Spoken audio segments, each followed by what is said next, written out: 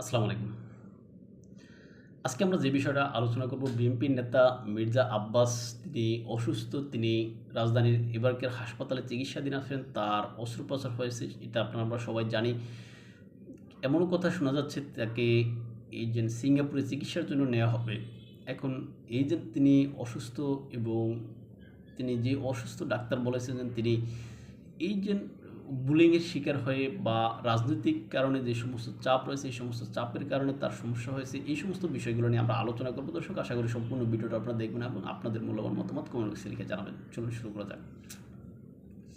সম্মানিত দর্শক, আপনারা জানেন যে ত্রয়োদশ জাতীয় সংসদ নির্বাচনের তফসিল ঘোষণা হওয়ার পরে ঢাকা ৮ আসন যেভাবে গুরুত্বপূর্ণ হয়ে উঠেছে, রাজনৈতিক আলোচনার যেরকম হটস্পটে পরিণত হয়েছে, আমরা দেখেছি তফসিল ঘোষণার প্রায় অল্প কয়েক ঘন্টা পরেই আমরা দেখলাম যে রাজধানী সেই ঢাকা ৮ আসনের সম্ভাব্য সংসদ সদস্য পদপ্রার্থী ছিলেন শরীফ ওসমান হাদী, তাকে যেভাবে হত্যা করা হয়েছে, তার পরবর্তীতে এই হত্যাকাণ্ডের যে নাম জড়ানো হচ্ছে বিএনপি নেতা, সিনিয়র নেতা বলা যায় মির্জা আব্বাসের নামে, এবং সেই মির্জা আব্বাসের নামে সেই বহু নাটকীয়তার পর সেখানে দেখলাম যে তাকে জড়াইতে পারেনি, অনেক বিষয়গুলো আমরা দেখলাম।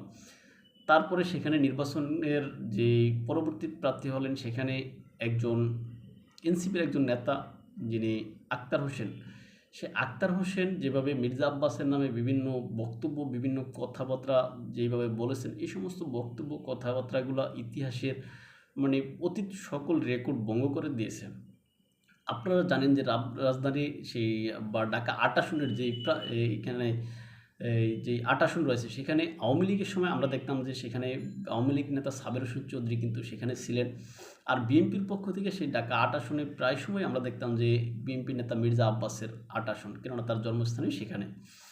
এখন এই যে ঢাকা ৮ আসনকে কেন্দ্র করে আওয়ামী লীগের সময়ে কিন্তু এই যে আওয়ামী লীগ নেতা, হেভিওয়েট নেতা আওয়ামী লীগের বলা যায় তৎকালীন, যিনি এই যে সাবের হোসেন চৌধুরী, এই সাবের হোসেন চৌধুরী এবং মির্জা আব্বাস তারা প্রতিদ্বন্দ্বিতা করলেও কখনো এই যে আক্তার হোসেনরা যেরকমভাবে নেতিবাচক মন্তব্য করে, নেতিবাচক ভাবে যেভাবে এই যে মির্জা আব্বাসকে মানসিকভাবে ট্রমার ভিতরে ফেলে দিয়েছে, এরকম কিন্তু আওয়ামী লীগ সময়েও হয়নি, বা আওয়ামী লীগের যে সিনিয়র নেতারা বা বিএনপির সিনিয়র নেতারা বিভিন্ন জায়গায় নির্বাচন করেন সেখানেও এরকম ঘটনা ঘটেনি। অর্থাৎ আওয়ামী লীগ, বিএনপি বা জাতীয় পার্টি এই সমস্ত দলগুলো যখন নির্বাচন করে তারা তাদের ম্যাচুরিটি রক্ষা করে তারা প্রতিপক্ষকে সেভাবে সম্মানসূচকভাবে কথা বলে, এটা আমরা দেখেছি। এখন রাজনৈতিক ময়দানে বিরোধিতা থাকবে, রাজনৈতিক ময়দানে আপনার যে এটা বলে যে কি প্রতিদ্বন্দ্বিতা থাকবে, কিন্তু সেই প্রতিদ্বন্দ্বিতা যদি এরকম হয় যে আপনি সব কিছুতে সব জায়গায় যদি আপনার সেখানে কোনো ব্যক্তিকে আপনি যে হেয় প্রতিপন্ন করতে চান, তাহলে সেটা মনে হয় যেন ওই ব্যক্তির জন্য সেটা একটা মানসিক ট্রমা হয়ে দাঁড়ায়, যেমনটা আমরা বর্তমানে মির্জা আব্বাসের ক্ষেত্রে দেখতে পাচ্ছি। এবং ডাক্তার যেই কথা বলেছেন যে মির্জা আব্বাস এই যে রাজনৈতিক যেই চাপ বা রাজনৈতিকভাবে যে সমস্ত বুলিংয়ের শিকার, সেই শিকারের কারণে তার মারাত্মক ধরনের ক্ষয়ক্ষতি হয়েছে, এটা ডাক্তার বলেছেন। এখন সেটা যদি আমরা দেখি তাহলে এই যে এনসিপির নেতারা আসলে মির্জা আব্বাসের হাঁটুর সমানও না, নাতির বয়সী ধরতে গেলে সেই নাতির বয়সী লোকেরা মির্জা আব্বাসের সাথে যেরকম কথাবার্তা বলেছে, যে সমস্ত আচরণ করেছে, যে সমস্ত ঔদ্ধত্যতা দেখিয়েছে, সেটা আসলে নজিরবিহীন বলে আমার কাছে মনে হয়, কেননা বাংলাদেশে এরকম কোনো ঘটনা আর ঘটেনি। এখন সেই মির্জা আব্বাস এখন হসপিটালের বেডে, তাকে সম্ভবত সিঙ্গাপুর নেওয়া হবে, সেখান থেকে তিনি ফিরে আসবেন কিনা সে বিষয়ে হয়তো সন্দেহ রয়েছে। তারপর আমরা চাই তিনি ফিরে আসুন, তিনি জীবিত ফিরে আসুন, তিনি তার যে রাজনীতি সে রাজনীতি কন্টিনিউ করুক। আর তাছাড়াও আমরা একদিকে এই যে শুধুমাত্র যে নাসিরউদ্দিন পাটোয়ারি কর্তৃক তিনি যে মানসিকভাবে আঘাতপ্রাপ্ত, এটা আমার কাছে যতটা মনে হয় তার থেকে দলের ভিতর থেকেও তিনি মানসিকভাবে আঘাতপ্রাপ্ত হয়েছেন বলে আমার কাছে নিজে ব্যক্তিগতভাবে মনে হয়। কেননা আপনারা জানেন যে অনেকেই মনে করেছিল যে বিএনপি ক্ষমতায় আসলে এই যে মির্জা আব্বাসের মতো ব্যক্তিরা, মির্জা আব্বাস, গায়েশ্বরচন্দ্র, এরা ভালো কোনো পজিশনে থাকবেন, তারা মন্ত্রিত্ব পাবেন, কিন্তু আসলে আমরা দেখলাম যে বিএনপির যে সমস্ত সিনিয়র নেতৃবৃন্দ রয়েছে সে অনেককেই এই সমস্ত মন্ত্রিত্ব বা ভালো কোনো জায়গায় স্থান দেওয়া হয়নি। হয়তোবা এই সমস্ত কারণেও মির্জা আব্বাসের যে মানসিক অবস্থা সেখানে হয়তো একটা নেতিবাচক প্রভাব পড়তে পারে।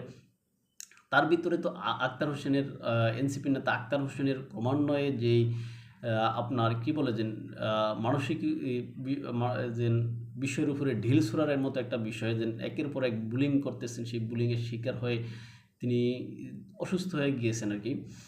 এখন এটা যেভাবে হচ্ছে সব মিলে মির্জা আব্বাস আসলে তিনি ব্যক্তি হিসাবে ভালো, কিন্তু এই যে বুলিংয়ের শিকার হয়ে যেভাবে তিনি অসুস্থ হয়ে গেলেন, এই বিষয়টা আসলে মেনে নিতে সবারই কষ্ট হয় বলে আমার কাছে মনে হয়।